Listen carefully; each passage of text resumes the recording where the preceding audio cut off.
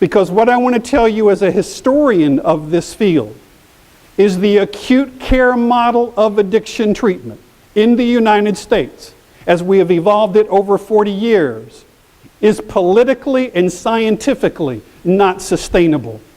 Did everybody hear me? As a cultural institution, addiction treatment is on probation. We simply became an alternative to the revolving doors of jails and drunk tanks and emergency rooms of general hospitals. And we promised them we would end that revolving door. And we had great promises of what we would do by way of recovery. And we have done some amazing things, agreed? We have people whose lives have been absolutely transformed through this thing we call addiction treatment. We have people who don't have enough words in their language to express the gratitude of what addiction treatment has meant for them and their families. But we are going to do, particularly early this afternoon, a fearless and searching moral inventory of addiction treatment as a system of care, looking at performance data.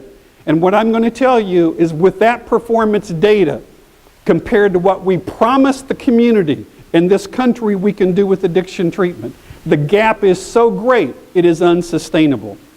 How long do you think it will be, or are we already at a point where almost everyone in this country knows someone for whom addiction treatment did not work? What do you think a family who's about to readmit their addicted family member for the 5th time feels when they hear the slogan, treatment works? What do you think a family hears when they hear the slogan, treatment works, who buried their child from an overdose after 4 very expensive episodes of what they were told was the best addiction treatment in the country? We're going to talk about addiction treatment works. It has effects. But what we're going to talk about is this simple point. We are putting people in interventions in the United States whose problem severity and complexity is so great, whose recovery capital is so low, we're putting them in interventions so brief, so weak, it has little probability of success. And when they fail, what do we do with them? We punish them because we say he or she had their chance. As family members, we divorce them. We extrude them from our households. We send them to prison. We fire them from our places of employment. We take their babies from them because they had their chance.